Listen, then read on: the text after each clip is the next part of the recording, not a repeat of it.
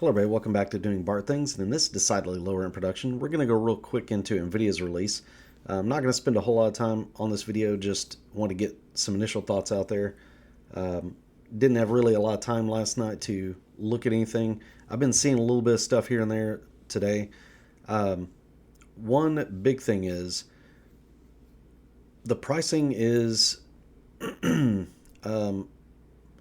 maybe better than what some people expected. This falls sort of to where I was thinking, but I don't think it's going to translate exactly over to street prices, so it's something to keep in mind. But they did release the announcement of the 5090, 5080, 5070 Ti, and 5070. 5070 is 549, 5070 Ti is 749, 5080 is 999, and then your 5090 is $2,000.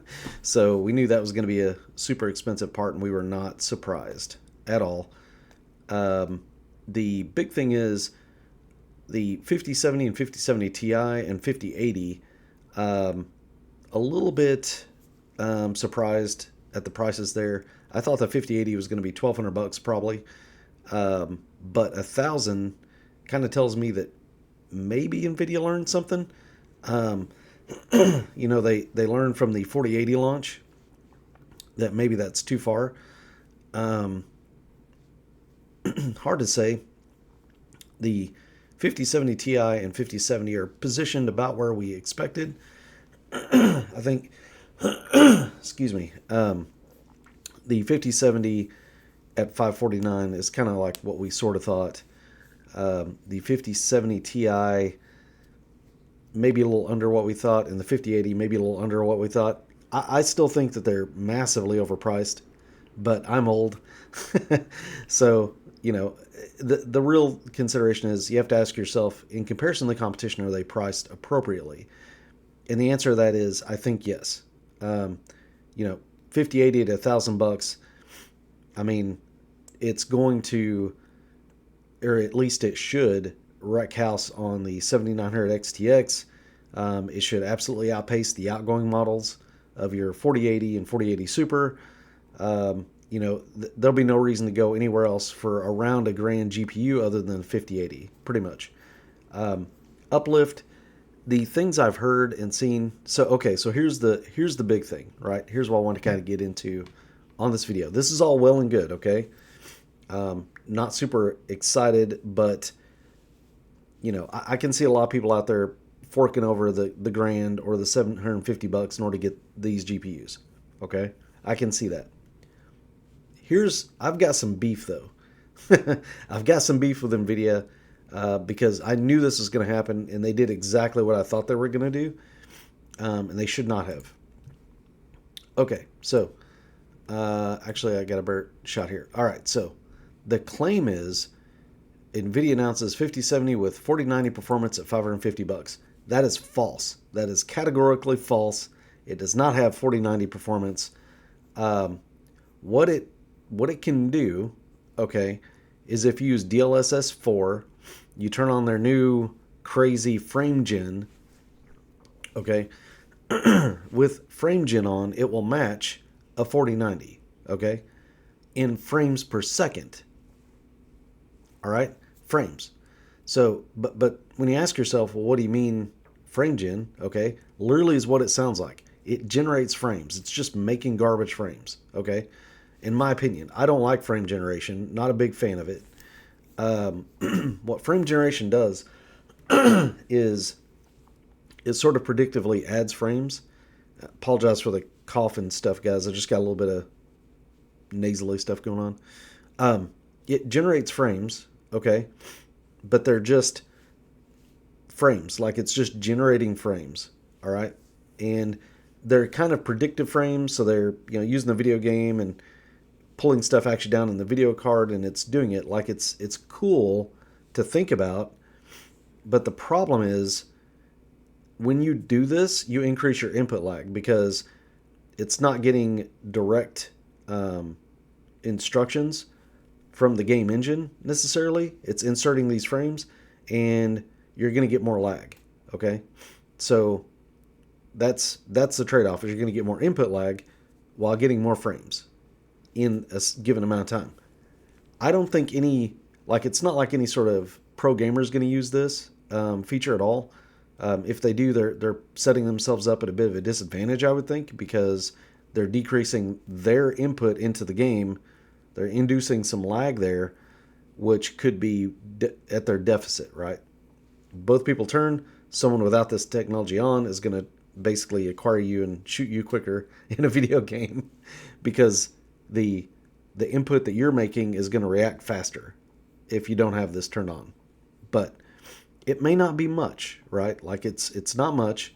I want to make it sound like it's a giant thing. It's kind of cool, maybe for a single player game, maybe if you need to generate those frames to get your frame rate to be more acceptable to what you want, maybe that's okay. I don't like it.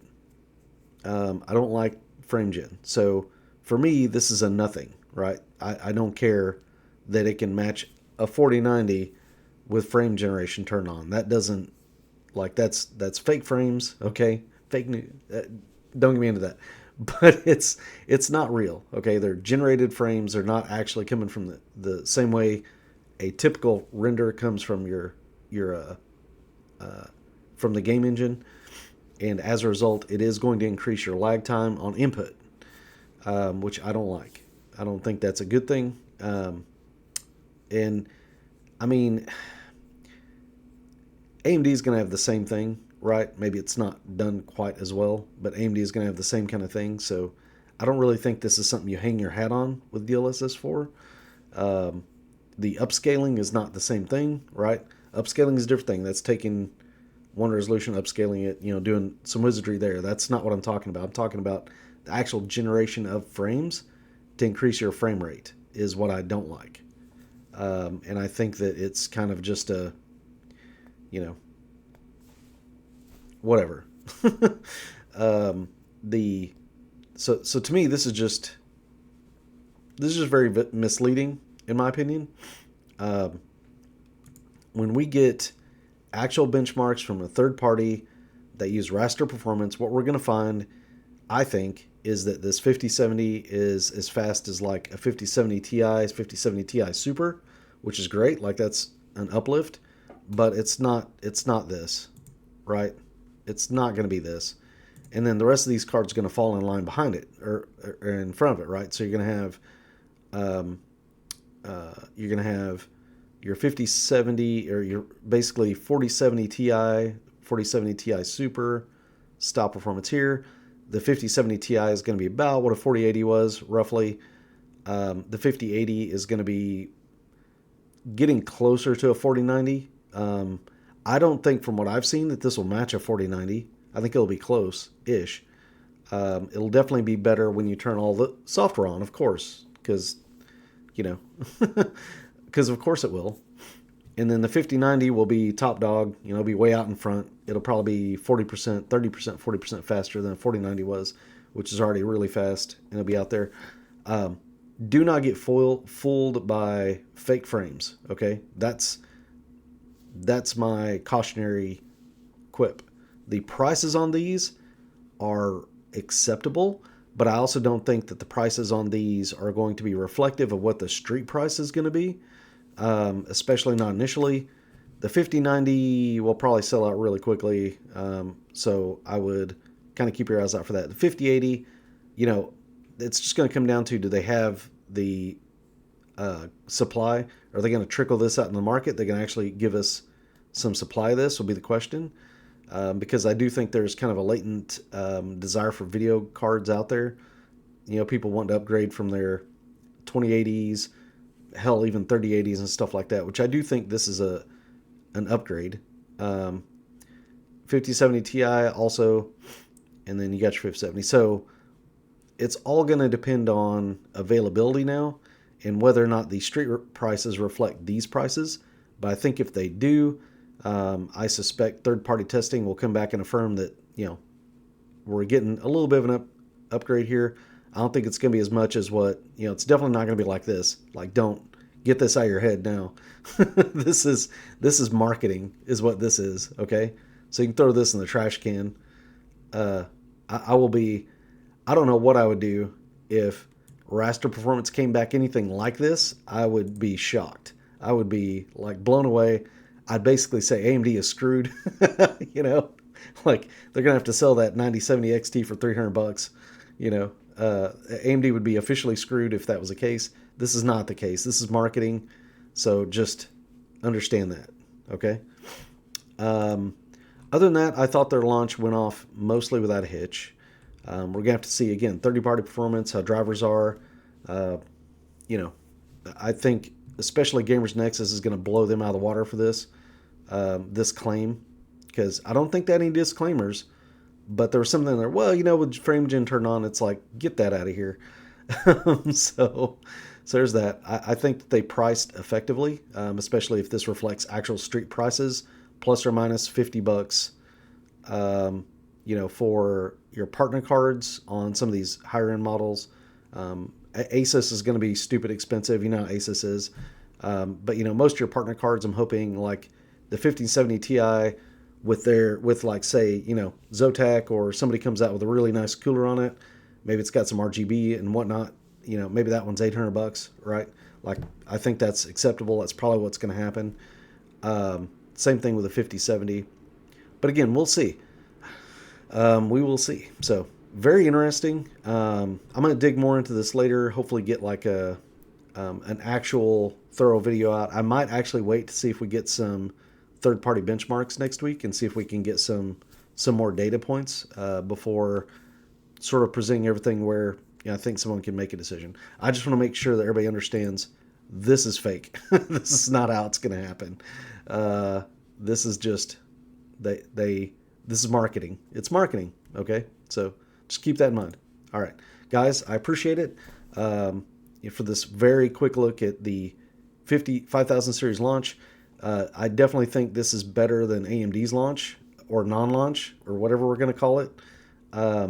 But I think AMD was doing that specifically to wait for this, and then they're going to insert their card into this mix in a price that will hopefully, in their minds, kind of thwart these two lower end cards and get more of their cards sold. That's what I think they're going to do.